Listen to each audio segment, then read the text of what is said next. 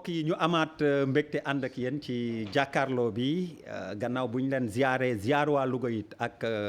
xew-xew bu mag ba fa am incha allah bu ñuy pare rek dëgmal Louga ak ziar Thierno Bachir mi nga xam ni moo jiite ziar bi jamono ji incha allah dinañ ko dem fekk ji waaye laata loolu waxtaan wi ñu koy teg ci xew-xew gi tey ñoo lànk dañu dox gu amul benn gàllankoor ndax préfet daf ci joxe woon ndigal ñu encadré ko ngir waxtaanee ko nag Thierno Bocoum président bu mouvement Agir mi ngi fii toog Thierno ñu ngi lay nuyu di la ziar. maa ngi lay nuyu di la fay di nuyu ñëpp ñu bokkal plateau bi di nuyu sénégalais yi ñuy seetaan. bu ñu paree ñu nuyu ziar Pape Malick Ndour moom mooy coordonnateur national bu PRODAC. bokk APR président conseil départemental bu Guinguinéo it Pape Malick. Abdoulaye maa ngi lay nuyu bu baax di nuyu téléspectatrice ak téléspectateur bu TFM. di nuyu suma naataango yi ma bokkal plateau bi ak yéen ñi nga xam ne yéen a koy animé. di am yaakaar ne émission bi dana leen amal njëriñ. Amadou Gueye moom mi ngi bokk ci collectif citoyen ñoo lànk li bañ a li Birima di bañ dégg collectif citoyen alors Amadou Gueye ñu ngi lay nuyu. Abdoulaye maa ngi lay fay di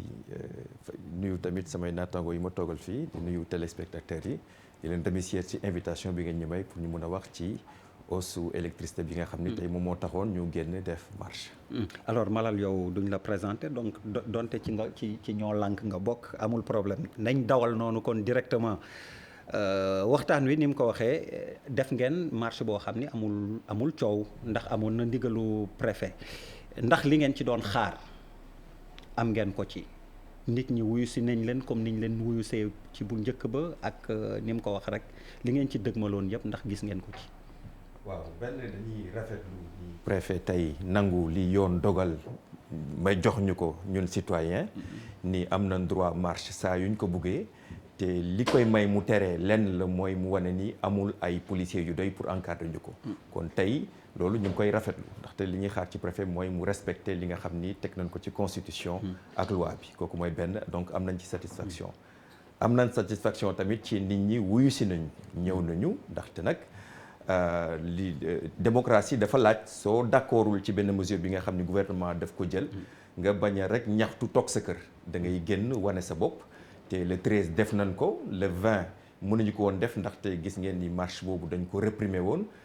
tey le 13 bi ko préfet nangoo sénégalais yi ñëwaat nañu te ci bés yi ñëw di ngeen gis ni sénégalais yi. mais waxtaanee nañ ko fii mais boobu gisu leen tamit ni def ngeen erreur place de l'Obélisque bi ngeen dem place de la nation kenn bañalu leen ko woon mais ngeen ni yéen it yéen a lànkaat indépendance rek ngeen koy defee est-ce que foofu tamit du woon njuumte mënoo leen woon jël fi ñu leen jox. waaw Abdoulaye loolu da nga may occasion ma préciser. très lu leer rapidement waaw parce que xam nga tey am na sénégalais yu bëre. dégg naa sax sànq rek balaa may ñëw benn journaliste buy ne nit warul mën a dem manifester palais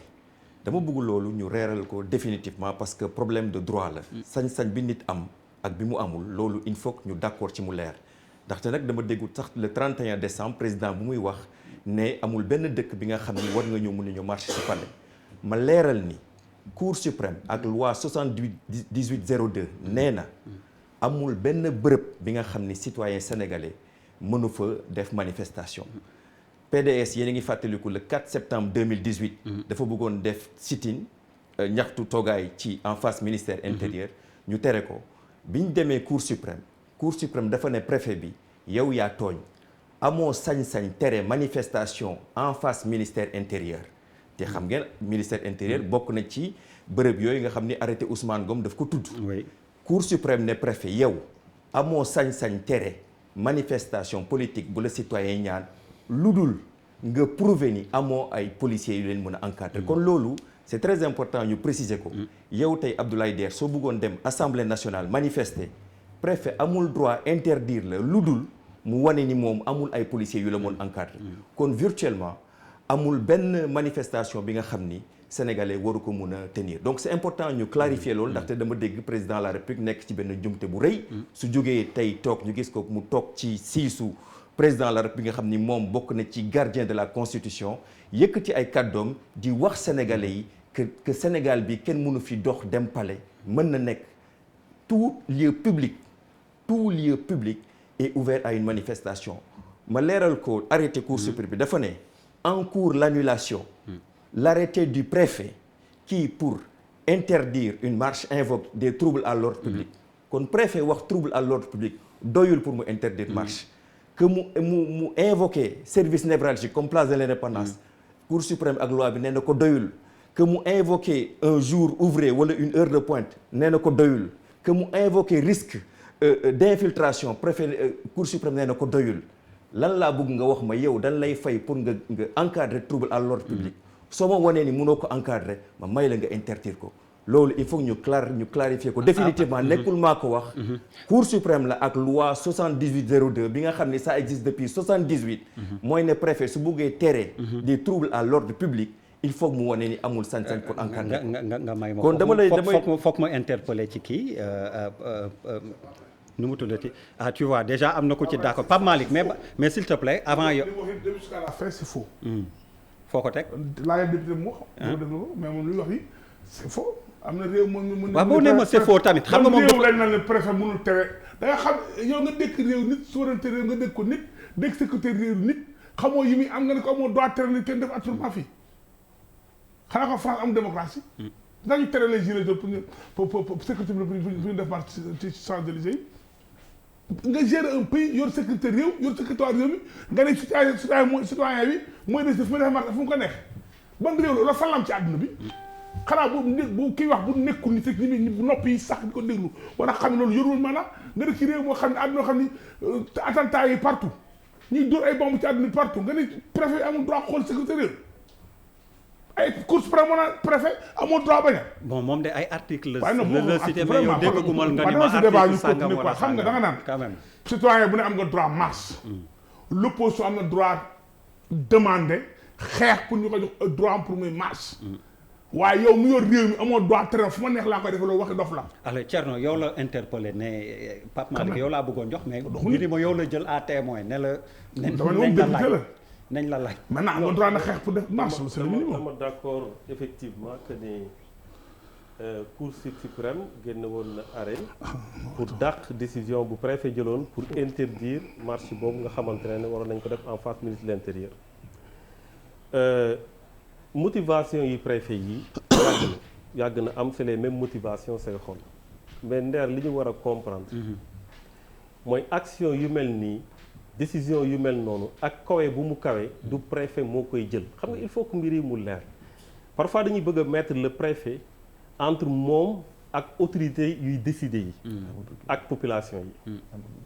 alors que am na question yoo xamante ne ces supérieurs hiérarchiques ñoom ñooy décider ndax dañuy autoriser wala duñu autoriser te supérieurs hiérarchiques yooyu ñooy ñan mooy ñoo xamante ne lu jëm ci mbirum courant bi ñoom ñoo yokk courant bi ñoom ñoo bëgg a tere nit ñi manifester contre ñoom lu ñu yokk courant bi c'est-à-dire que il faut parfois ne pas se laisser divertir si préfet bi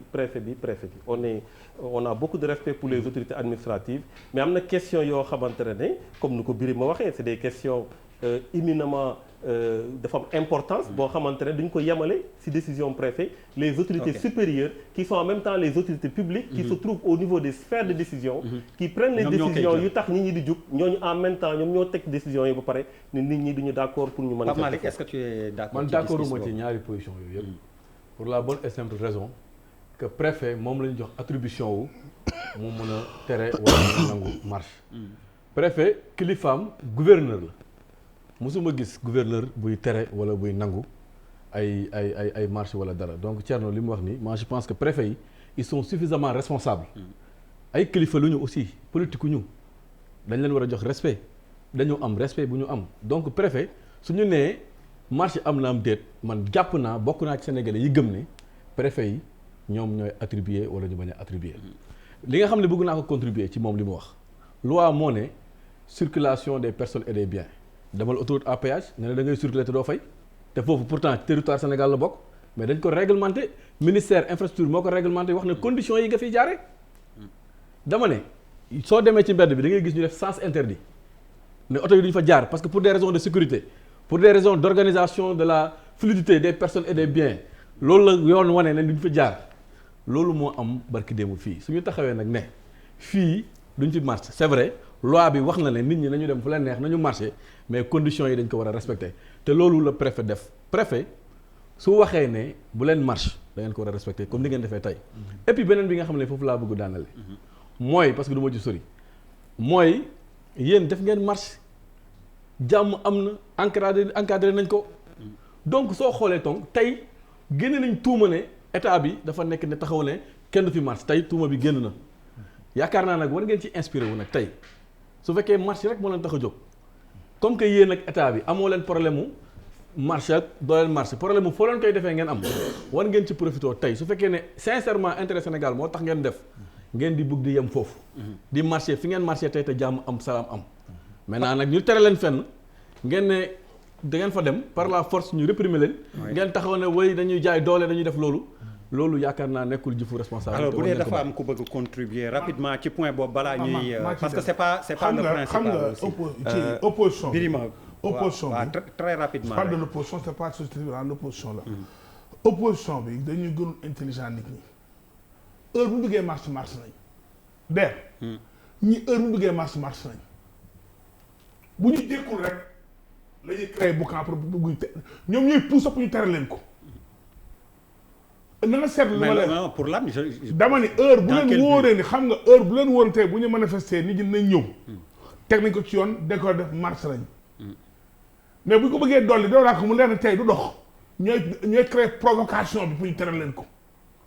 ñii heure bu ñu bëggee marche wallaay marche nañ Sénégal ku ci bëgg a marche di nga marche. Malal toi tu es partie prenante de ça. mais dañoo bëggul marche nee na à chaque fois que ngeen xam ni. ñoom ñooy créé pour ñu tere leen marche yi. la Malal j'interpelle. créé seen discours da nga seetlu ma ne xoolal. heure bu bëggee marche da nga déglu bu ma faral de. mais xam nga. da nga déglu seen i discours. da nga déglu seen i discours. Birima bu ñu bëggee marche. ak seen i discours. bu ñu bëggul marche. non moi je pense que d'abord Birima tu dois être beaucoup plus respectueux. Parce que munoo woowee cette plateforme une plateforme d'opposition c'est pas vrai ce que tu dis c'est pas nous ne sommes pas l'opposition c'est une plateforme citoyenne qui s'appelle Ñoo Lank dem seeti ñoom Sonko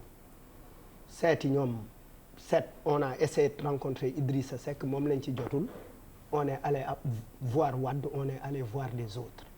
parce que pour nous il est important que parti politique yi créé seen parti politique ne ils ont créé des partis politiques pour résoudre les problèmes des Sénégalais courant ndox njàng wér-gu-yaram daf ci bokk nous sommes allés les voir et choix boobu ñun ñoo koy def ñoo koy déterminer c'est pas à d'autres personnes ñooy déterminer ñun suñu fonctionnement personne n'a le droit de nous dicter naka la ñuy doxalee. mais nag Malal on vous a reproché. mais qui n'est pas exempt mais déglu ma mais qui n'est pas exempt de reproche. notre émission souvent certains Sénégalais disent que nous sommes une télévision qui soutient l'État et c'est archi faux. C'est archi faux. Qui n'est pas exempt de reproche.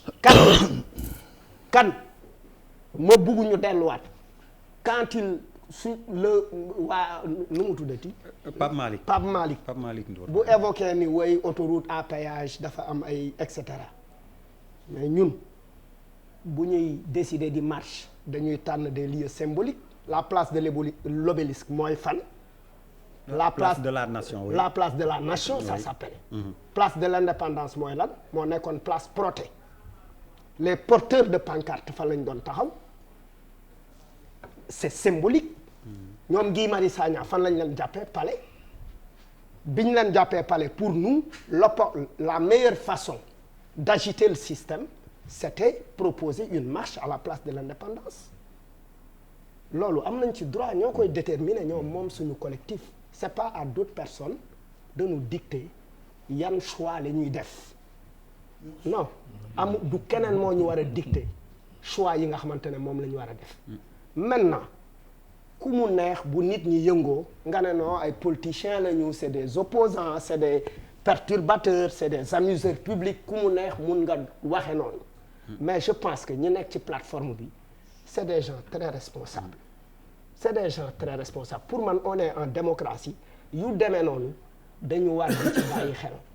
di ci bàyyi xel bu baax parce que quand il n'y a pas de démocratie aujourd'hui ce qui se passe gars yi ñu ngi ci benn soi-disant dialogue national. bu ñu yàqal suñu deuxième très faux partie dialogue national. on bu ñu yàqal suñu deuxième bu ñu yàqal suñu deuxième partie parce que dialogue national bi non s'il te plaît dama wax mu dindi ko. pour 30 secondes waaw s'il te plaît et c'est Papis Diaw qui a la parole. ñun ji ñu leen ne da ngeen def politique acteurs yi ko composé def politique devant tous les Sénégalais. nañ tudd seen tur. acteur kan. mais Frappe. oui dama ni acteurs yi composé ñoo lànk. ñoo ne ay ñoom. comme ñan waxal tur Jante syndicaliste. ban parti la bokk. Zoumaro ban parti la bokk. li may wax c'est des faits réels. da ngeen di politique. oui mais non man ay noolaa lay wax yoo xam ne ñoo jiite fi ñoo seeti nit ñi. devant tous les Sénégalais c'est des politiciens. mais c'est pas des questions de non parti dama ne vous êtes politique des qui sont évoquées. politiciens yu nëbb tout. Qu'est-ce qui est évoqué dans la manif? man bañu ma loolu On parle de quoi? Dans les manifs, on parle de quoi? dafa am opposant. On parle de quoi? dafa am opposant wala parti au pouvoir. mais li malhonnête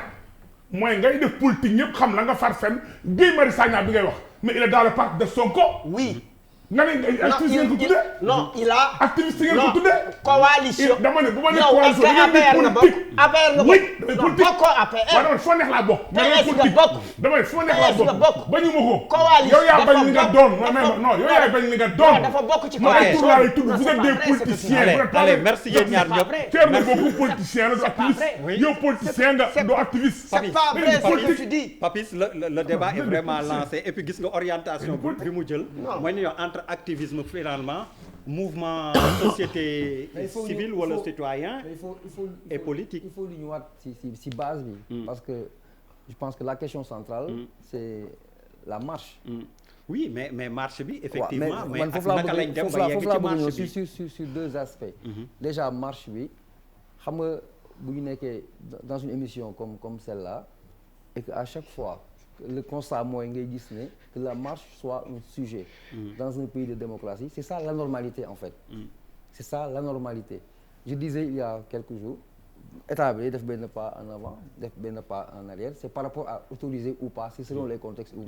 am na benn nuance bu kii soulever Birima. oui l'exemple de la France c'est important ñu assimiler ko à lii par rapport aux Champs-Élysées. marche gilet bleu yi pourquoi l'État français a interdit parce que dafa amoon gilet jaune yi dafa amoon ay. man kañ dama foogoon ne dafa am bu bees bu ma yëgul.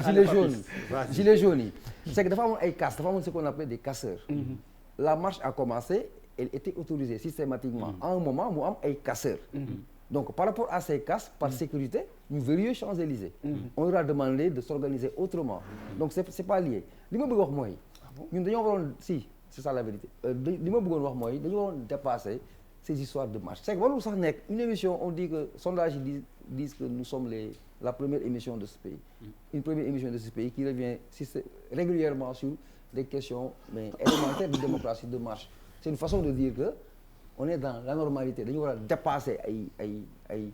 war naa marche rek waruma marche man pour man que ça soit de l'opposition ou du pouvoir on doit trouver un compromis dès lors que nous avons adhéré au système démocratique que nit ñi di marche ñu organiser ko c'est aussi simple que ça. allez Pape Djibril le débat orientation bi mu jël entre Birima et Fou Malade wala Malal. activisme donc l'opposé mouvement citoyen politique ani frontière bi. man li Papis wax dama si d'accord c'est-à-dire que su fekkee ne dañuy bëgg a nekkaat ci ndax dañ ko war a autoriser waruñu ko autoriser on passe à côté du vrai débat. pour man le vrai débat mooy y a un mouvement qui existe qui a vu le jour nekk fii ñu gis muy persister ba tey ñu gis donte man sama principe ci marche mooy donte benn nit rek la moo jóg taxaw ayu bés bu jot mu dem taxaw war nañ ko déglu il faut que ñu li may wax souvent il faut que ñu consacrer définitivement la dignité humaine je pense que c'est important foog ñu fonk doomu aadama rawatina yoo xamante ni fukk la ñaar fukk ba egg ci benn niveau bi quel que soit alpha c'est comme bugguma ku dégg ku wax ne ñi woteel Macky Sall ay xar lañ ba wala nangam ak nangam c'est des moutons wala nangam c'est des Sénégalais conscients yoo xamante ni ñoom ñoo xool ba mu doy leen ñu jël seen choix jox ko ñeneen ñi nga xamante ni ñoo nekk ci beneen wàll bi aussi donte benn nit rek moo fa desoon 99 pour 99 ànd ak mouvement su waxee war nañ ko déglu ko bu baax bàyyi ko xel tant que defuñu loolu ce sera bis repetita parce que tey ji su ma toogee di déglu en fait le discours su ma déggee suma xarit Pape Malick mu ne nañu jox respect le préfet mais il me rappelle quelqu'un wala il me rappelle des gens yoo xamante ni avant 2012 bi marchand ambulant yi di yëngal en 2008 ca ngoon nga dafa am ñu jëloon plateau télé yi ne il faut qu'on respecte le préfet moom moo wax ne fii bu ñu fi marche yaa ngi dégg donc le même discours revient systématiquement et ça dépend de la posture bi nga xamante ne moom la ñu am fi ñu fan la ñu eggoon ba jël arrêté bu tudd arrêté Ousmane Ngom ñan ñoo nekkoon les pourfendeurs de cet arrêté là tey jii ñan ñoo nekk les défenseurs de cet arrêté et qui est le grand absent pour man c'est le peuple sénégalais yaa ngi dégg donc bu ñu ci àndee baax na bu ñu ci àndul dara baaxu ci je pense que c'est un faux débat boo xamante ni il faut que ñu dépasser ko pour comprendre maintenant pourquoi ñii di wax lan la ñuy wax lan moo tax ñu jóg lan moo tax ñu dem ci mbedd mi lan moo tax ñu dem ci naaj bi ndaxte dañu bëgg a yàq Sénégal wala ndax dañoo am loo xamante ni combat bu légitime la bu ñuy porter ñu jéem a passer à la loupe et au peigne fin ce débat là pour que nit ñi au moins mën ci jàng dara. booba mais nee naa daw ci débat bi point bi andi woon coow li kenn waxu oui non attention non télévision yi xam ne non je sais dañ leen di woon coow li dañu malade moo taxaw tëgg benn fii ni ñoom ay citoyen la mën a politicien ngeen Birima laa bëgg ñu leeral ko Birima s'il te plaît ndax politicien wala Birima yaa moom sa oto fu la neex nga koy yónni moi aussi laisse-moi conduire l'émission s'il te plaît merci waaw c'est pas parce que da nga fi gëjoon rek nga bëgg a jël déedéet daa bëgg mu wax ñu leer rek ma la wax loolu leer non loolu mënuñu ko ay tur laa ko tuddal léegi mënuñu ko occulter mu wax ma le contraire de ce que je dis on laisse parler ko dindi li ma wax waaw daa tontu. daa bëgg dindi ko ak direct télé bi nit ñi atte ñu Sénégal atte ñu ndax politiciens yi wala activiste yi ngeen wala société civile ngeen daa bëgg réew mu leer da laa bëgg mu leer Birima pardon Bouba continue da ngeen bàyyi di ma sacrifier ñëpp ay micro non c'est normal te bu ñu waxee malal naan télé bi Ndour la sant waaw tey moom. saa fàttewul affaire boobu de tey moom gars yi dañ def ségrégation. non malal yëngal nga saa waay fàttewul boobu ba léegi am na ci responsabilité. déedéet amuma ci déedéet tey jii man bu ma toogee fii moom ko wér le directeur des programmes. waaw non dama ne man naa jox ngeen ma lii du yoon. voilà du yoon dinañ la ko jox parce waaw que mais daf j'ai comme l'impression que par exemple thème bi dañ ko débattre miraaran ay yoon mooy li Papis wax te et ñuy occulter le vrai problème mooy l'électricité bi ñu yokk merci. il faut ñu des aussi je pense si loolu quoi dañu yokk courant bi ñu ko yokkee man de sénégalais bu ma gis sur 10 sénégalais les 10 ne sont pas d'accord en tout cas loolu lañ lay wax courant bi dafa cher et il faut pas ñu dépasser loolu bu ko wekk si ñoo lànk collectif la bu nekk mais ce problème là c'est un problème national maintenant bu ñu defee marche benn yoon def ñaar def ñett je pense que il faut évaluer loolu moo am solo est-ce que marche bi permettre na à état bi mu conscient de problème bu hausse électricité bi nekk est-ce que les sénégalais yi seen bopp aussi parce que jiita ñoo lànk mënuñ fi nekk di dox di ñaxtu est-ce que le peuple suit parce que aussi nit ki mënul la nekkal ci naaj bi rek nga toog sa kër naan parce que bu ñu leen bàyyee bataille bi rek day difficile pour quand même peut-être que ngeen dem jusqu'au bout est-ce que ce problème de l'électricité là sénégalais yi dépassé nañ ko wala ñi ngi foofu ba léegi parce que je pense que bu ñu desee ci électricité bi rek bu nit ñi bëggee électricité bi wàññeeku ay centaines de milliers de personnes la ñu war a gis te loolu pour man foofu la question bi war a nekk est-ce que bataille bi ñuy xeex ak état bi est-ce que bataille bi dina dem fi mu war a egg est-ce que sénégalais yi seen bopp aussi war a convoquer ñun aussi nan la ñuy aborder suñuy problème. booba yow mi appelé à partir foofu demoon nga. non mais je n'appelle pas à partir. ah si mais bon ni ngay waxee. xam nga yaa ngi naan na nit ñi dem mais est-ce que yow demoon mais tey Bouba Ndour est activiste le premier activiste du Sénégal s'appelle Bouba Ndour à la TFM vrai activiste nga réew mi génn leen dañu war a bàyyi.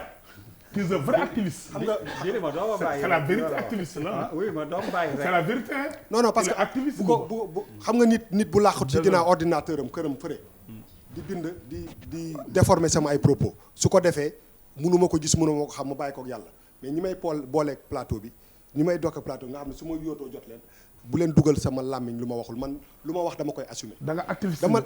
mais déjà xam nga la mooy problème mooy que. activiste yaa ngi yuuxu depuis sànq ma lay. waaw baax na mais activiste la parce que bu nit yow Birima Ndiaye bu nit wax. li nga wax Sénégal di ko dégg mooy nit ñi génn ndax bu motul 100 000 personnes yaay war a wax loolu yow nit ñi yow génnul parce que d'accord nañ xam nañ ni métti na mais c'est une situation qui est là pourquoi mën na nga loolu Sénégalais soit juste pourquoi nga yaakaar ni Sénégal yow war a génn pour taal réew mi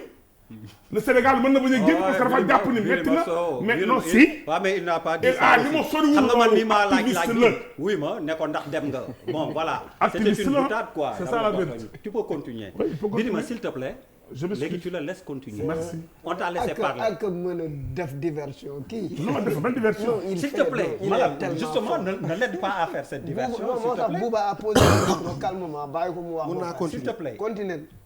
jërëjëf dama ne coowu électricité bi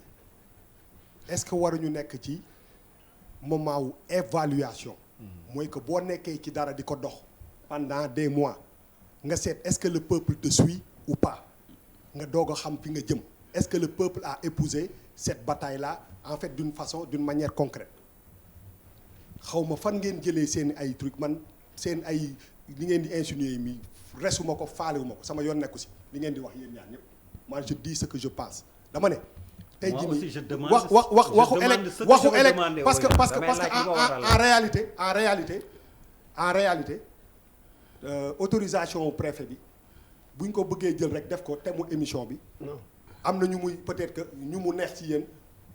ci ñoom mais man loolu intéressé wu ma autorisé naag autorisé wul dama ne électricité bi tey jii nii est-ce que les sénégalais yi nga xam ne dañu ne électricité bi dafa fees est-ce que ils se sont manifestés pour que ñu xool fu ñu egg ak loolu li ma wax dafa leer wax ju question la posé parce que xam nga boo toogee ci télé naan da ngay woo sénégalais pour ñu génn kii am na ay affirmation yoo xam ne da ngeen di war a ni ngeen responsable ci seen ay propos noonu la ko keneen di responsable nan la keneen responsable noonu donc il faut ñu dégloonte bu baax booy marché ci dara muy mbirum courant après un mois il faut nga évaluer seet ndax mbir maa ngi dem wala demul kanam du ñoo lànk rek ñoom ñoo war a xeex bi bu dee ñoom ñoo ko doo leen dem fet mais est-ce que sénégalais yi pare nañ pour xeex boobu c'est une question légitime te loolu moo fi ne mais du ay autorisation préfet gagnewul coupe du monde wala ballon d'or Sadio Mané bi il a rien fait d'exceptionnel dafa autoriser benn marche man je suis bi ñu fi nekkee di wax ci affaire marche bi ubbi grille palais ba la nit yi ku mu neex ay centaines de milliers de nit dem marche man d'accord ma si parce que mën na indi dara loo xam ne peut-être que duñ ko mën a am na ay institutions yoo xam ne il faut ñu protéger leen on est Guy Marius Sagna gars yi dañ ko war a bàyyi mu génn ci prison bi mais buñ ko ne woon nañ leen delluwaat palais bi man dama ko naan palais bi il faut am ngeen place de l'Obélisque dem leen foofu c'est aussi simple que ça bàyyi leen di jaxase xelu nit yi lu leen arrangé wu rek ngeen ne arrangé wu kenn du fi toog di inciter dara mais dama ne mbirum électricité bi est-ce que mi ngi dem kanam wala parce que xam nga li nar a am dañuy occulter débat bi des ci mbirum politique parce que ñi ngi ko bëgg a yóbbu ci affaire politique te affaire bi du affaire politique bu ñu waxantee dëgg pourquoi ñoo lànk ñu commencé tàllal loxo Ablaye Wade pourquoi ñu dem seeti Ablaye Wade pourquoi ñu dem seeti Ousmane Sonko pourquoi ñu dem seeti Thierno Bocoum pourquoi ñu bëggoon gis Idrissa Seck loolu mooy est-ce que c'est pas parce que le peuple sénégalais n'a pas répondu présent moo tax ils sont obligés d'aller chercher ces gens-là wax bu amee il faut ñu jël ko ak philosophie quoi ñu xool pourquoi ils font appel aux politiciens c'est une question légitime. on est d'accord. voilà donc bu leen ma wax loo fii lu ma wax. waxuñu la ne dañ la wax loo waxul c'est une question légitime. eh bien question boobu justement non on va retourner à Amadou Gueye. c'est vrai que. il n'a pas été très content de liñ ko laaj. moi je pense que li mu leen wax la lu tax et on vient de voir la photo Pierre Da Silva génne na ko effectivement vous avez été voir les politiques.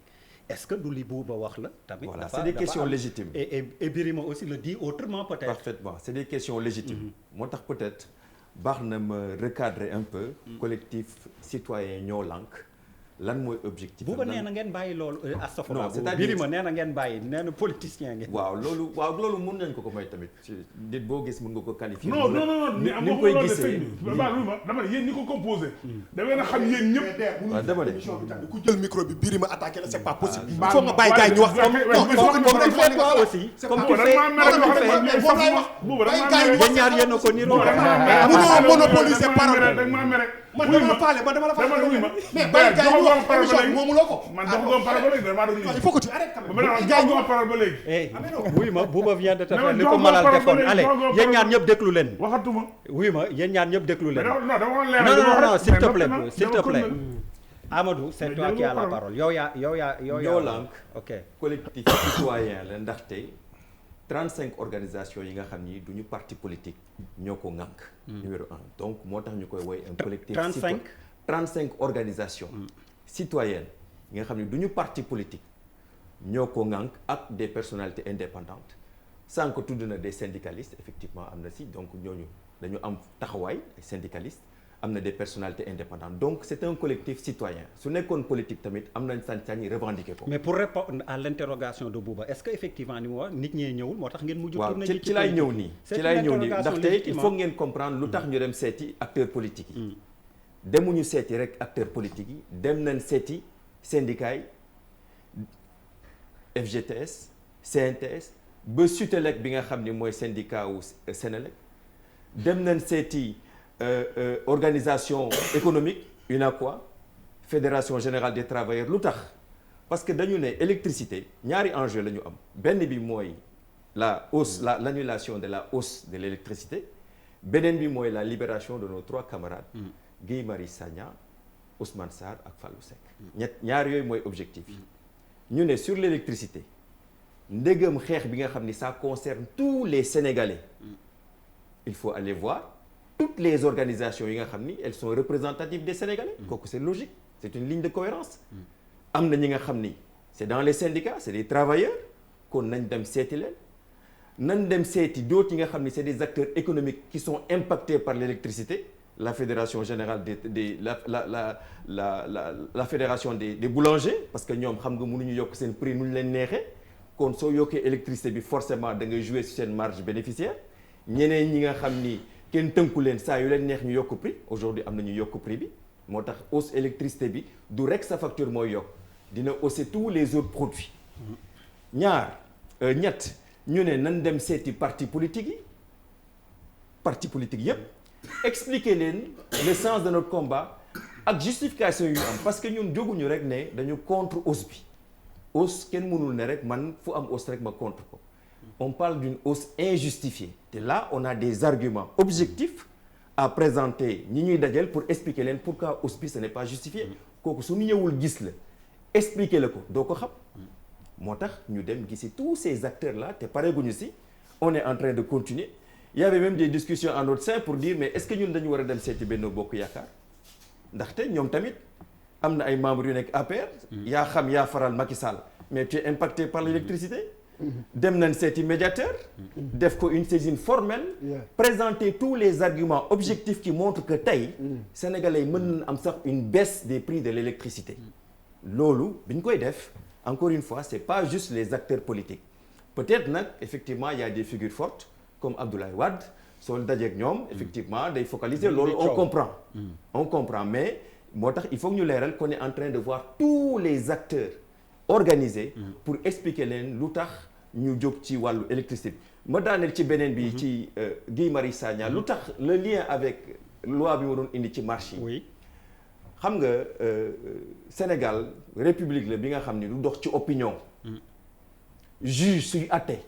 du ko teg ci opinion buuba li mu xalaat wala Birima li mu xalaat day xool li loi bi wax moo tax ma indi woon waxu cour suprême pas sama wax pas sama opinion man waxuma sama opinion am nga droit def li déedéet dama rappeler li loi bi wax préfet bi muy wax ñun mosuñu parler d'irrespect au préfet mais préfet sañ-sañ bi ñu ko jox mu tere ak joxe autorisation loi moo ko jox te loi boobu moo leeral ci yan condition la mën a nangoo wala mu bañ moo tax ma doon indi loi boobu ci la loi 7802 buy ne préfet même suy invoquer des troubles à l'ordre public lu mel ni nga ne fii dafa am ay services névralgiques comme centre-ville wala Fann lu mel ni nga ne dafay bloquer circulation loi boobu bi jox sañ-sañ préfet moo ne ko benn pour nga bañ il faut nga wan ma ne amoo ay policiers yu doy kooku loi bee ko wax du opinion dama bëgg mu leer parce que tamit émission bi ni ngeen ko waxee c'est une émission importante c'est pas un débat de contradiction qu'on a il y a un rôle d'information qu'on doit donner aux Sénégalais kooku xel mën na nangu mu am ay sénégalais tey man dama xalaat ni dañu war a changer loi boobu loolu mën na nekk. mais dama ne li nekk ci loi bi loolu la Cour suprême wax mooy ni préfet suy interdire marche la seule condition. nekkul mu ne dafay am ay troubles à l'ordre public. loolu mën na ko wax dañ ne ko il faut nga wane ni amoo ay policiers yu doy. te lu tax affaire boobu am solo ndaxte Guy Marius Sagna ak camarades yi bu ñu ñëwee déposer pour bref manifestation à la place de l'indépendance. justement préfet bi wanewul ni amul ay forces yooyu pour encadrer leen ko moo tax moom en leur interdisant cette manifestation moom moo njëkk a jalgati yoon. ça c'est très important. Guy Marius Sagna n'a pas fait un acte de défiance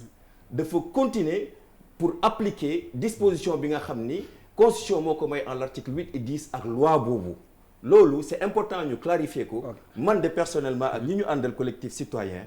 jóguñu pour défier l'autorité publique. mais Pape li nekk ci yoon lañu bëgg topp. Pape Malick est-ce que tu es d'accord avec les lignes de cohérence yi mu dégagé déjà même dans leur logique de mobilisation. waaw dinaa ñëw si logique de mobilisation bi ñuy wax. mais dinaa ñëw si ñaari opinion yoo xam ne très rapidement bien sûr ñaari opinion yoo xam ne sànq Malal am na ko sànq dafa wax lu dangereux Malal soo taxawee nga ne Sénégal fii ku ci nekk fu ñu neex la ñuy marche nga wax loolu sànq yaa ko wax pour man c'est très dangereux Malal pourquoi ñu noonu dama lay expliquer da ngay déglu ma expliquer la gis nga dans une république ku ci nekk ak rôle boo war a jouer les rappeurs dañuy rapper les journalistes dañuy poser question préfet noonu la amee ay sañ-sañ yow xaaruñu loolu ci yow en tant que quelqu'un boo xam ne da nga war a yee sénégalais yi xaaruñu loolu ci yow en tant que quelqu'un boo xam ne da ngay promouvoir citoyenneté da ngay promouvoir civisme nga taxaw comme ci plateau fii damay wax lu ma neex damay loolu c'est pas ce qu'on attend de vous nañu respecter rek ku nekk li mu war a jouer comme rôle loolu dama la ko bëggoon signifier sànq beneen bi sànq Pape Djibi wax na ko ne woy Macky Sall et cetera gis nga Pape Djibi naa la wax lu am solo seetlu nga ne ñun bu ñuy nekk opposition di ànd ak président Macky Sall di am ay position politique ci jamono boobu dem nañu sax ba ñuy woowee tëbu Ablaye Wade dem nañu ba ñuy woowee ay plan B wu Ablaye Wade tey soo demee ci VDN bi sama ba léegi mu ngi noonu fay Macky Sall plan B Ablaye Wade parce que suñu comportement moo dem ba xaw a mel ni comportement wu quelqu'un bu am collusion ak Ablaye Wade alors que boobu ñun Ablaye Wade intéressé ñu woon mais dañu doon fàttaliku ne ëllëg mun nañu yor réew mi taxawaay boobu Macky Sall musul dem place de l'Obélisque musul dem place de la nation keroog bu ñu fay dem. loolu kañ la woon maire Gadou bi dama lay expliquer maire Gadou bi mu ngi nekk jour boobu ñu doon valider candidature Ablaye Wade loolu Obélisque la xewee woon mu nekk manifestation bu ñu nangu woon. xam nga non ñu ngi fa woon ñun. xam nga man manifestation lañu doon bañ. maa ngi fàttaliku Idriss Seck ak ay ñoom Cheikh Bamba Dièye yi di wax bi ñu leen doon matraquer au niveau de Obélisque au niveau de kii de la place de l'indépendance dañ ko tere woon. président Macky Sall nañu bu leen fa dem maa ngi fàttaliku mën nañu ñun sant ñu leen loolu Ablaye Wade accepté nañ candidature am nit ñi dem naan dañuy dem indépendance tere nañ ko ñun demuñu foofu boobu dem na war xoox dem na Touba ñun foofu lañ doon manifester ñun dañuy waxante rek te yàlla tax ñun li ñuy wax ni position bi changé wul ñun dañuy yor pouvoir bi tey suba dañ koy perte mais dëgg aussi dañ koy wax président Macky Sall waxul démbam jëfu démbam soo ko xoolee ba ci biir moo nekk jëfu tayam tey ak lu ñu mënti wax naa ko sànq dama ciy incité dem nañu ba ñuy woowee ay tëbu Ablaye Wade rek ñii dañoo ragal Macky dafa ragal ñaata yoon lañ ko fi dégg bu ñuy nekk opposition kii amul fit ñaata yoon lañ ko fi dégg mais boobu da doon xalaat pouvoir da doon xalaat ne ëllëg dina yor réew mi te lii dinañu dal et on est à l'aise aujourd'hui dans les plateaux là wax li nga xam ne moom la ñu gëm maintenant nag li ma bëgg wax ci question bi nga xam ne Bouba su la ñëw c'est très important cette question très importante question bi mu wax man de maa ngi fàttaliku en 2011 bu ñuy toog naan dañuy xeex contre Ablaye Wade courant bii di xuy kamaj demuñu woon kër kenn ne la kaay mobiliser la demuñu ci woon kër kenn wax leen ma génne leen assis ba ñun opposition ñun ñu fa newoon di xeex non mais c'est pas waaw dama la expliqué ah non bàyyi ma wax la moom ma malal moi j'ai beaucoup de respect pour toi musu mën a dagg da ngay bàyyi wax après nga wax après mën nga wax malal su la neexee ñi may suivre xam nañ li may wax waaw su la neexee après nga ñëw da nga souffrir su may wax parce que li may wax dama ko xam te kenn mënu ko teggi waaw bàyyi ma wax waaw déglu ma je n'ai jamais souffert de critique waaw déglu ma encaissé rek laa mën waaw encaissé donc comme man ni ma encaissé bi ngay wax parce que li ngay wax dara amu si woon aussi léegi li may wax dafa leer dama la ne ñun en 2011 fii laa nekkoon ñuy xeex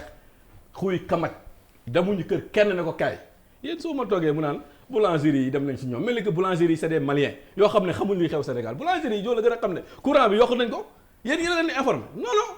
li ngeen di def la leen jarul et j'aurais bien aimé nag ngeen yokk ci organisation paysanne yi j'aurais bien aimé ngeen wax ma ne dem ngeen Badaxun j'aurais bien aimé ngeen ne dem ngeen Ngéelu j'aurais bien aimé ngeen ne dem ngeen dëkk yi nga xam ne courant amu fa gis nga soo fa demee dañu lay tontu ñoom man dem naa ci àll yi ba ma laajee benn paa bu xoromu sax d'ailleurs mu répondre ma question pertinente ne ma man daal xam nga sama doom ban jàngat laa am ci problème bi dafa am ñoo xam ne dañ leen defal cere siimal leen ba mu tooy dafa leen ci ñeex ba mu tooy ñuy toog di ñaan ñu dolli leen ñeex président ne leen dama leen dolli ñeex damay siim cere ñi nga xam ne amuñ cere tey soo leen demee ci dëkk àll yi nga xam ne amuñ courant ñu jàpp ne ñoom subvention bi suñ ko wàññee dina permettre ñoom ñu am courant parce que accès universel leen président dik yaakaar naa ñooñu doo leen mobiliser te bëggoon naa bien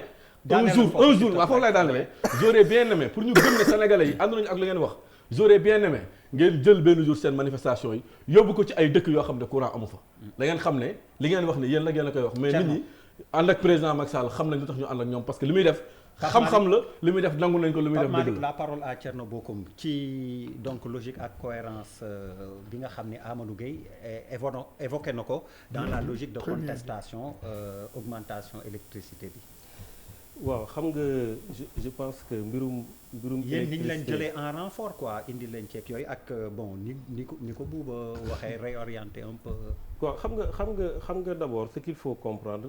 mooy mbirum électricité c'est un combat citoyen sénégalais yëpp la concerné je pense que ñu am initiative bi muy ay citoyens suñu bëggee dajale les forces vives de la nation amuñu ku ñu war a sauter war nañu mën a dem ci homme politique yi ay citoyens lañ bu la ko nit ñi fàtte avant ñuy def politique war nañoo dem ci kilifa diine yi war nañoo dem ci ñu ñu wax ñoo ñëpp war nañ fa mën a dem pour wax ak ñoom parce que en réalité lan la mooy mobiliser wu pour loo xamante ne dañ ko jël bëgg ko teg ci kaw askan bi nit ñi bañ ci d'accord bañ ci nangu ñu ne ñoo lànk xam nga ñoo lànk fekkoo ma ba ñuy jël non bi mais dafa am sens parce que budget soo koy def walla ngay def ay dépenses da ngay def arbitrage président de la république dafa xool HCCT gis na ne organe consultatif la bëriwul njëriñ mu bàyyi ko fa xool loo xamante ne mooy train de vie état bi c'est vrai def nañ quelques efforts ci téléphone yi mais c'est insuffisant xool yeneen dépenses yu bëri yoo xamante ne waxuma la sax exonération yi ñuy defal entreprise yi nga xam ne ay milliards la yooyu yëpp ñu teg ko ne fii la ñuy jëlee ci askan bi la ñuy jëlee ñu ne ñoo lànk dama jàpp ne lu mel noonu c'est un combat qui concerne tous les Sénégalais ça ne veut pas dire que tous les Sénégalais dañuy mën a teew ci combat boobu mënul nekk dama xool lu xew France ci gilets jaunes yi France combien d'habitants plus de 60 millions oui gilets jaunes yi ba ñuy am doole dëgg-dëgg ëpp ñu 100 000 te pourtant teewul président Macron bàyyi na lépp def tournée wax ak population yi pour ñu xool nan la ñuy saytuwaat mbir yi xoolaat programme xoolaat léppam pour teg lu yees pourquoi président Macky Sall du ko def pourquoi du xalaat na ne nombre bi amul solo parce que sénégalais yi ñëpp mënuñoo bàbbeeku bàyyi benn jour dem jël benn yoon am na ñoo xam ne ñu ngi seen kër am na ñoo xam ne ñu ngi seen liggéey am na ñoo xam ne ñu ngi nekk ci leneen dëkk boo gis ci ak bu fi am li amoon keroog suñu marché bu ñu autorisé bi man su ma ko saytoo su ma ko xoolee par rapport au nombre bu amoon 23 juin mën naa wax ne amoon keroog fële moo ëpp 23 juin te pourtant 23 juin am na lu mu changé ci réew mi donc bu ñu jàpp ne parce que nit ñi génn ñu en masse fees tali yi fees et cetera que sénégalais ànduñu ci combat bi je pense que foofu la erreur bi nekk donc dama jàpp ne tey wax ne ñoom ay politiciens comme nu ko Birib ba waxee et cetera je pense que tey li gën a am solo du loolu man damay def politique maa ngi ci biir kii deful politique mu ngi ci biir keneen deful politique mu ngi ci biir ñun ñëpp lu ñu ci yëkkati mooy que ne mbir mi cher na surtout que dañu nekk ci nguur boo xamante dañu am lu ñu promettroon nañu dañuy wàññi courant bi waxuñu woon dañ koy yokk dañu promettroon nañu prix courant bi dafay wàcc de 60 à 80 francs xalaatuñu woon mu yegg fii bu nekk ba ñu demee prix baril pétrole bi wàcc dañu jàppoon ne dañu ci profité pour defaruwaat mais da nga gis nga lu xew biir Senelec ak lu ñu profité ci mbir mi bàyyi askan bi bref du ma dugg ci détails yooyu li ma bëgg a wax rek mooy c'est un combat citoyen tey fi may jeexale mooy place de l'indépendance place de l'Obélisque ak yooyu yëpp dëgg la Malal wax na ko léegi ay symbole la mais dama jàpp ba ñu jëlee ay décision France lan moo tax Papis wax na ko léegi ay casse dafa am wax leen ma benn yoon bu ñu autorisé fii mu am casse musul am au contraire dañuy dox ñëw tàcc policiers yi après ñu dem fii ay nit yu civilisé ñëw fi nekk di combattre combat wuñu pour yàq pour taal ñun suñuy dem pour kii duñu yóbbu arme duñu yóbbu dara donc demuñu pour taal dëkk bi kenn gënuñoo bëgg dëkk bi mais dañu dem pour taxawal Sénégal dañ jàpp ne sénégalais mënuñoo yuuxandoo mais ñu am posture pour mën a yuuxu pour sénégalais waruñoo noppi te ñun si posture yooyu lañ bokk. Papis après madame. waaw Papis Diaw waaw très rapidement yow kenn ëpp la li ci wax Birima toi aussi sois raisonnable Papis Diaw. Papis. waaw non Birima ne me regarde pas comme ça. Vas-y après non vas-y man c'est juste pour 30 secondes. Papis tu ne me facilites pas la tâche. C'est pour répondre non c'est pour que ñu avance. boo ko cédee sa temps de parole tu ne facilites pas la tâche. Bon je vais pas en mourir pour autant si je parle pas c'est pas la fin du monde. En fait C'est à je voulais toi. dire par rapport ak damay rebondir si li mu wax c'est important parce que pour moi la centralité du débat aujourd'hui c'est xool ligne de démarcation entre les activistes wala ceux qui sont pour le mouvement citoyen ou les politiques. dafa am en partant de cet exemple même. Gilets jaunes yi quand ils ont commencé du début à la fin. dañ ko dépolitiser. C'était tellement vrai que les politiques n'ont pas osé participer aux premières marches des Gilets jaunes parce que dañu leen génne. Deuxième c'est extrêmement déterminant loolu. Par rapport au slogan il y avait rien de politique.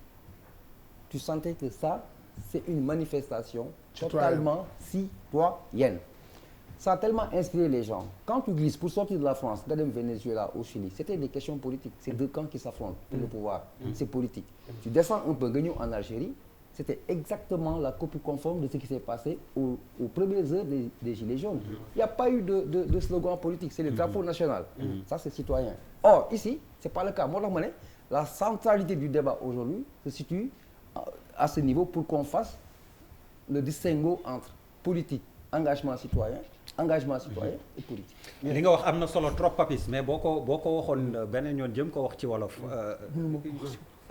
oui Birima puisque. waaw man xam nga je vois que même Thierno Bocoum n'est pas à l'aise. gestion fait politicien théoricien. non il n'est pas à l'aise même bi muy attaqué xam nga nit. bi muy attaqué la. may war a wax la xam nga DER. en dehors de tout ay Sénégal la ñu ne nag. nekkuñu Mali nekkuñu Guinée Sénégal lañu nekk. mais qu'est-ce que vous avez contre le Mali le président Macky Sall. Pape Malick 2012 non mais may gën a sëñ bi bu ma dokkal. bàyyi leen Maliens yi dafa am lu tax ñu koy kaas ñoom Sénégal ñu may seetaan te li may wax nii dafa may bàyyi leen waa Mali. te Sénégal yi jugé li may wax. président Macky Sall xëy jërëm ri Sénégal ñoo ko jox ñu en 2012. président bu ne jaar na fi. ñu bari nekkoon ci régime boobu Abdoulaye Wade 2000 ou 2012 ñu bari ñu yuuxu ca lañ nekkoon. de 2000 ba 2012 bu soo toog 6 mois yokk amul ci réew mi amul lu yokkul produit ci réew mi le président Macky Sall jiite Sénégal 2012 ba 2018 yokku dafa sax wàññi courant bi en 2016 te kenn demandé ko woon Sénégal yi demandé ko mu wàññi dañ ko demandé woon jox ñu courant. waaw mais bu waree nekk ñu wàññi ko. da nga may ma wax li ma xalaat bu ma paree nga dog ma mais may ma wax dafa ma ñor. aussi dañu yor réew dañu yor réew xam nga man mënoo ma wàññi man chroniqueur laa fii maa yokk xorom si mu neex laa mun a xaaj soo bàyyi bu ma ndur bàyyi émission bi par force nañ bàyyi nga xool émission jàkkaarloo tëj je n'ai rien contre doo ko def émission kon yow oui ma je te promets ñu journaliste dàq leen ñu xool non oui ma ba ñu dàqee ñu ñëw ko journaliste doo def émission dàq leen ñu xool wala yàlla dogal mënoo ci dara waaw may gale quoi vraiment may gale bu la yàq sama temps man bu ma jéem a. waaw très bien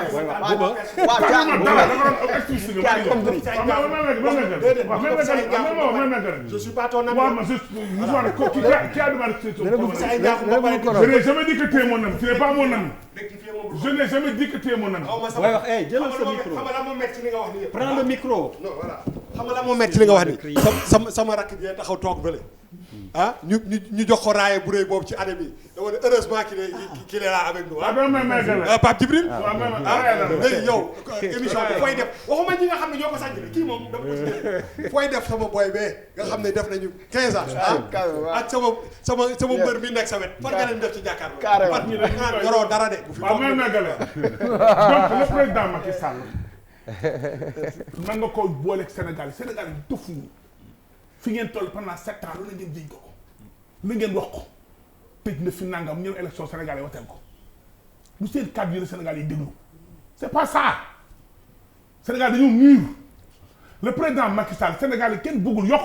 man nga xam ne da nga bëgg naa yokk courant mais non mais quand même dafa am raisonnable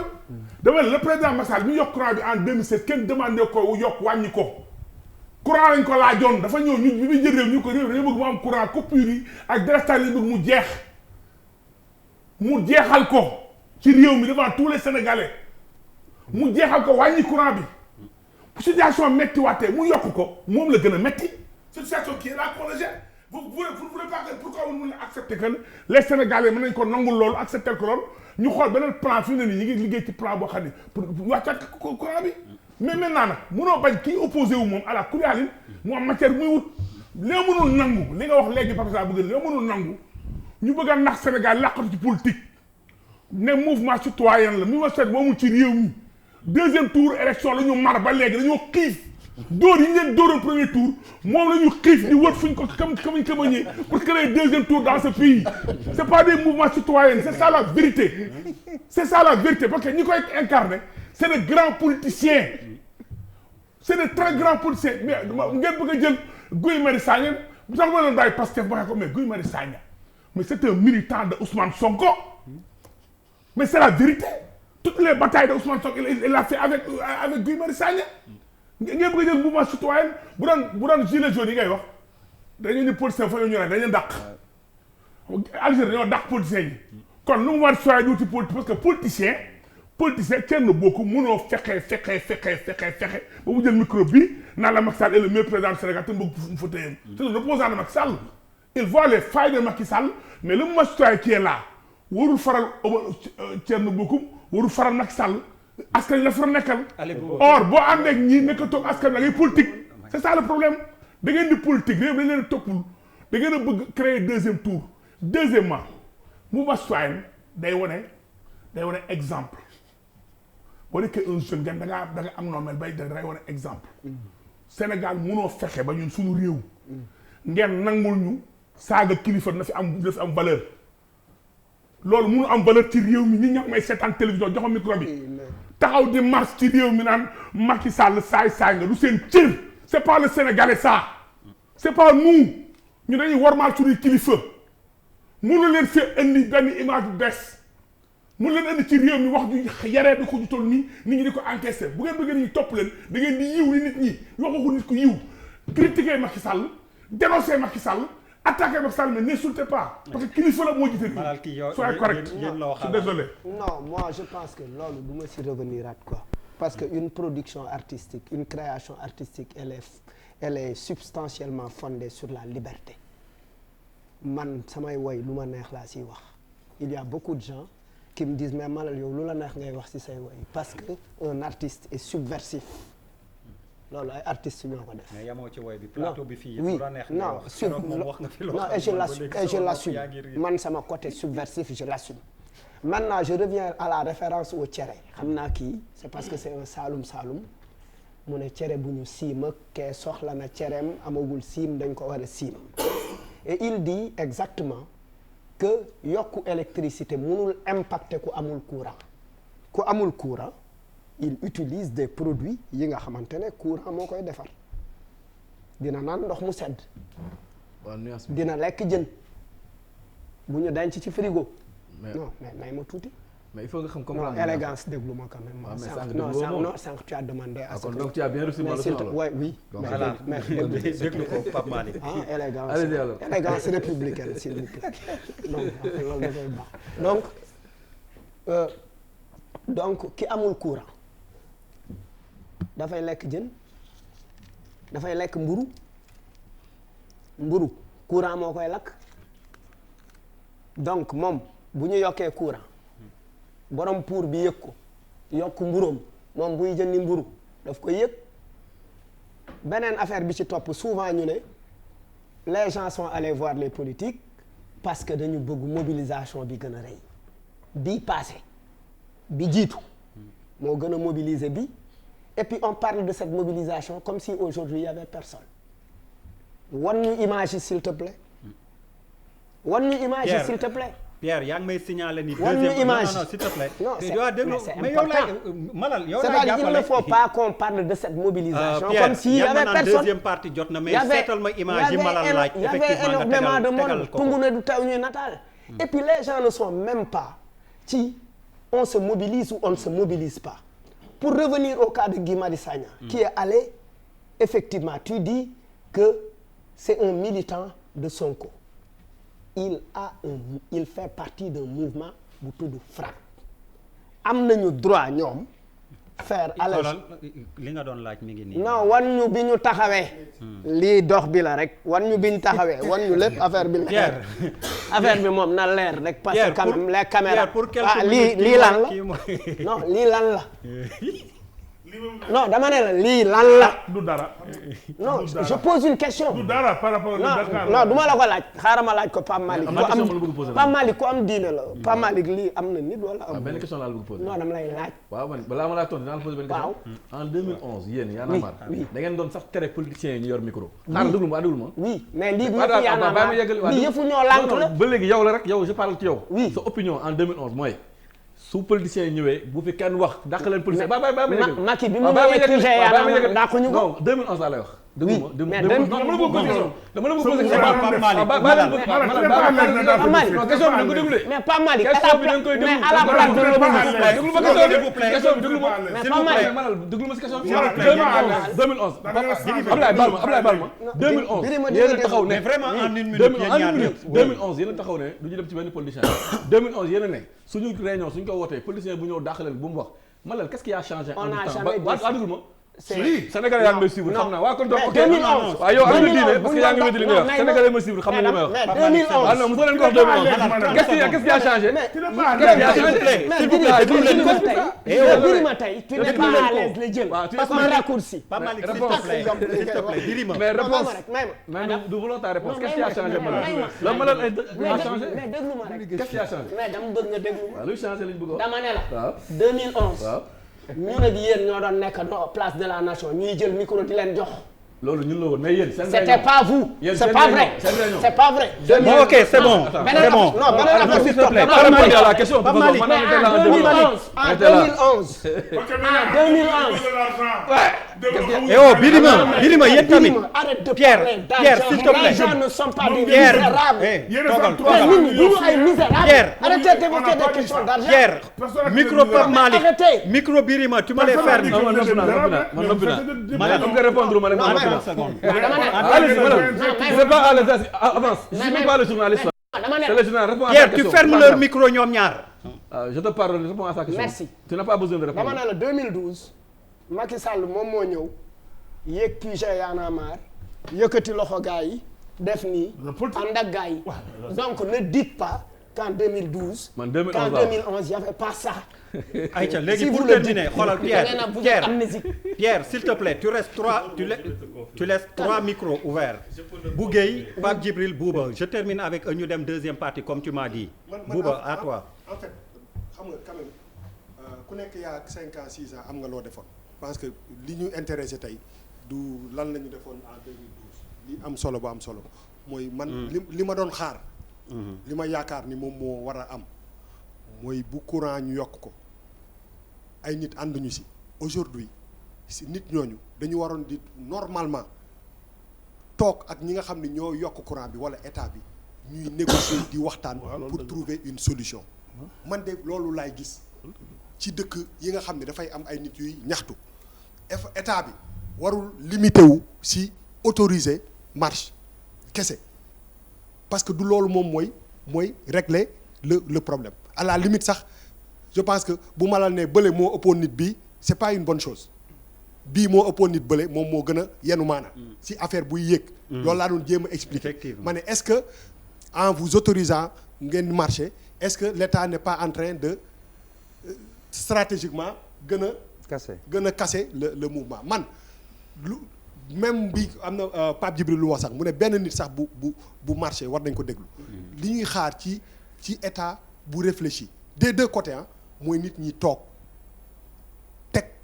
mbir mi ci kaw table bi discuter état mën na téye fi mu téye ne lii moo tax ak lële ñële téye fi ñu téye ne lii ba peut-être ñu am si benn benn dénouement boo xam ne sénégalais yi dinañ am yaakaar que ni am na ay efforts yu nit yi def loolu moo am solo mais exactement taxaw obélisque tous les vendredis qu'est-ce que ça règle xam nga donc aujourd'hui est-ce que nos états là waruñu xoolee ñi nga xam ni ñooy ñaxtu ñu xoolee leen comme des sénégalais bañ a indi cette casquette de politicien wala de société civile déguisée loolu laay parce que pour man dafa am ay nit yoo xam ne dañuy wax tout le temps que ñi am nañu lijaasa am nañu jàng nañu am nañu xam-xam ils sont des intellectuels ay kilifa lañu te ay kilifa suñuy waxtaan ci li nga xam ne moom la ñëpp bokk je pense que fi ñu leen di xaar moom mooy ñu toog ñu waxtaan pourquoi cassure boobu parce que tant que yii di am ni ça ne change rien man gisuma dara loo xam ne dafa dem ci kanam parce que si fond bi xam nga te pas dem ci Alioune Badara Cissé jox ko benn affaire gisee ak moom waxtaan ak moom ñëw toog est-ce que aujourd'hui on est en train d'assister ci benn période boo xam ne on va passer à autre chose parce que aussi ce combat là mënul durer yeneen 3 ou 4 mois après effectivement ça devient un combat politique. Aïcha. Alors Bouba moi je pense que li ngay wax nii c'est très important. Et c'est vraiment pour terminer depuis sànq. waaw c'est pour terminer Régis signalé nañ ma que c'est fini. ma leeral benn affaire peut-être juste sur l'électricité. Encore une fois yemuñu si ne. ñun dañu contre hausse-bi. parce que manifestation yi peut-être la nit ñi di gis. mais ñu ngi dem tam di waxtaan ak sénégalais di leen sensibiliser ci lan. di leen fàttali xam nga tey Sénélec yéen a ngi fàttaliku yëg nga am na benn plan bu ñëwee plan yeesal. parce que am na li nga xam ni peut-être soo ko waxee te jëloo ko ci chiffre état bi wala ci chiffre Sénélec. day mel ni da ngay sosal. may wax Pape Malick que suñuy jóg di wax dañu contre hausse bi. il faut nga am dégg-dégg waxuñu dañu contre Macky Sall dañu contre hausse bi te man jàpp naa ni am na des membres du camp présidentiel des autorités qui sont au sein de la mouvance présidentielle te wax nañ ko mi nga xam ni d'accord ñu ci hausse bi nit mën na am sax alal bi nga xam ni hausse bi du ko yëg mais mu xalaat ni hausse bi mënoon na ñàkk donc il faut quand même ñu am discernement nit suy wax ni d'accord ma hausse bi nga bañ a dégg rek ni kii dafa bëgg daaneel sama kilifa kooku je pense que moom c'est un acteur politique donc c'est important d'avoir de l'écoute quand les gens disent man lii laay ñaxtu collectif bi musul jóg ne dañu jublu ci daaneel Macky wala daaneel kenn autorité wala outil poste donc ça c'est très important il faut que nit ñi déglu qu'est-ce qu'on est en train de dire Sénélec ci boppam ci plan yeesalam moom moo comparé prix électricité Sénégal les prix électricité Sénégal ça fait partie des prix les plus élevés au monde Sénélec ci plan yeesal c'est un document que je voulais vous distribuer tout à l'heure je peux vous laisser ça après mais c'est sur l'internet sur le site de la Sénélec site téléspectateurs yi ñuy dégg mën nañ dem vérifier ko plan yeesal 2016-2020 moo jël benn cabinet international bi nga xam ne fii c'est au Sénégal Performance Group travaille ak direction Sénélec comparer prix électricité Sénégal comparer ko ay tous les prix sur l'ensemble du monde ne prix bi ñu am fii qui est 0,2 $ mooy 124 francs c'est l'un des prix les plus élevés au monde donc soo amee prix bu mel noonu dans l'un des pays les plus pauvres au monde c'est difficile nga yeewu rek bëgg ko yokk ça c'est un 2 Sénélec moo xayma def plan am ne su ñuy egsi 2020 prix électricité bi dañ koy diviser par 2 li ma leen wax ni c'est les documents de la Sénélec que le prix la facture des ménages allait être divisée par 2 nekkul ñu ñoo ko wax Sénélec moo ko wax après avoir évalué li mu soxla ci investissement calculer lépp ne man de su ma fi egsee lii laay def kon ñun ñu ngi doon xaar tey en 2020 mu am une baisse et su amul baisse au moins prix bi resté noonu parce que ça fait partie des prix les plus importants au monde ñett Sénélec moom moo wax ni en 2017 amoon na benn capacité 1027 mégawatts bi nga xam ni may na ko mu répondre aux besoins de tous les Sénégalais jusqu'en 2023 loolu mu ngi ci document bi 2017 Sénélec moo ko wax mais gis ngeen il y a quelques jours on va louer un bateau turc bi nga xam ni mooy ñëw pour may ñu électricité donc il y a un problème de fond est-ce que capacité boobu mu ngi fi wala nekk fi donc ça fait partie des questions qu'on pose ñeent Sénélec ma daaneel ci benn Sénélec moo ne dafa am 27% de perte 17% de perte technique 10% de perte de fraude moo ne ci 10 ans dina perdre 1200 milliards ça veut dire l'équivalent de 100 milliards 120 milliards chaque année 120 milliards yi ngay perte chaque année ça veut dire que yow tey soo ci année bi soo fayee facture 1 million 270 000 yi fay nga perte yooyu donc jotoo ko en électricité perte nga ko kon balaa ngaa jóg di yokk hausse bi demal nga réduire ces charges là bi nga xam ni ay perte sèche la 100 milliards mooy équivalent déficit bi Senelec am ma terminer ci benn affaire dernière mesure tey soo amoon un programme d'efficacité énergétique bi nga xam ni Senelec nangu na ko c'est-à-dire tu règles la question du côté de l'offre soo changé woon lampe incandescente yi en lampe LED tu peux baisser tout de suite te li may wax ni c'est encore vrai de 15% les factures de toutes les familles du Sénégal ba pare Senelec économiser 45 milliards sur l'investissement donc dama la bëgg wax ni en dehors njaxtu bi li buuba di wax tey waroon nañ mun toog ak Senelec ak état bi ne leen voilà li tax ñun gëmuñu ni war na am hausse basé sur prévision état bi ak Senelec parce que état bi nee na def na investissement yëpp mu waroon def président de la République moo ñu fàttaliku ni état def na 500 milliards ci Senelec Senelec ci boppam dem na jëli 600 milliards en endettement 1100 milliards investis dans la Senelec kon li mu waroon def na ko prix pétrole bi wàcc na dollar bi wàcc na kon lu tax objectif boobu mu fixé woon amu ko donc damay dëggal buuba que suñu toogoon peut-être mën nañ arriver à des solutions que manifestation c'est juste un moyen de nous opposer à la hausse. Tu demandes la parole mais je suis désolé tu vas encore dire que dama la contre mais depuis bon en 30 secondes mais oui je ne vais pas je ne cède pas à ta pression mais oui bon en 30 secondes yuure yii mu wax nga bàyyi noonu. day vas-y en 30 secondes c'est fini mais sëñ bi da nga xëy amul benn sujet bu ñu mën épuiser. est-ce que waa ji Sénégal la dëkk. wala benn ndax Sénégal la dëkk indien la ñu ci réew mi. kii dafa fàtte ni Sénégal Senelec mu nekkoon patate chaude réew mi. fàtte ni Senelec dem nañ ba jaay ko canadien yi Vivendi la xaw ma ñooy daw ba daw sax sànniwaat ko en 2000. non dama ni damay wax kenn mën na ko di parce que ko jaayoon waa Canada. Hydro-Québec la Vivendi bi ay français la. waaw damay la ay tur du tur am solo dama fee yi am laa lay wax. mais loolu 2000 la. on est en 2010 pour dindi li ngay wax ni yow mi da ngay gént rek. c'est en 2000. waaw damaa commencé 2000 pour waat ni waxal ni nga gént. Guèye s'il te plaît sa gént yi nga nekk la war a wax réew mi. plan Yessel lii mooy gént Senelec. plan Yessel 2020 mooy gént Senelec s'il te plaît. baa noonu sax baa dama ne li bu ba wax. bu doon mouvement citoyen bu jóg di xeexal askan wi ñoo jóg di xeex état mën a toog ak ñoom mais état fu muy négocier ay parti politique pour ay obtenir amul ci réew ay politiciens lañu c'est pas des sociétés mais dama leen a xam ay tur mais non mais je vous connais mais je vous connais non attends mais je vous connais discours responsable s'il te plaît mais je te cite des noms je cite les dirigeants de non langue tour par tour wala ku ne fam far non il faut dama am njëriñ Sénégal oui waxuma la dama ne ñi xanaa mouvement ñu composé mais kii du politicien waaw mais dama ne yow kii du politicien der attema kii nëbbatuwul mais donc kii heure bu xëyee daa nguur ma sàll bëgg falo loolu la bëgg nëbb ko kan mooy nëbbatu dama ne yow dama ne kan mooy nëbbatu dama ne buuba nangul leen mën xanaa mouvement ñi ko composé waaw ñooy incarné mouvement bi ana politicien yi génneel image yi ana politicien yi ay ñoom kii Ndiaye ay waa génneel image yi ngeen seet Abdoulaye ay waaw ay politiciens ñoo ci nekk d'accord dégg nañ mais loolu lu ma créé c'est des faits réels d'accord vous êtes des politiciens Birima dégg nañ la on est d'accord amul problème Pape Djibril yow laay jeexal vraiment créé-moi c'est des gën a image yow der dama gën a image yi seet Abdoulaye Wade moo ko gën a non on l'a vu mais gars yi on l'a vu waaw mais waxuñu loolu waxuma Abdoulaye Wade ngeen seeti de Guèye waxuma Abdoulaye Wade ñi seeti Abdoulaye Wade laay wax kenn ngeen ma leen non taxaw ma leeral nañ ko génn mun naa la wax ñan la waaw mais non waxuñu loolu rek non mun naa la wax ñan la ba ay politiciens non c'est pas la peine c'est pas la peine Pape Djibril s'il te plaît maa la ñaan sa temps de parole pour que ça arrête Abdoulaye mënuñu jeexal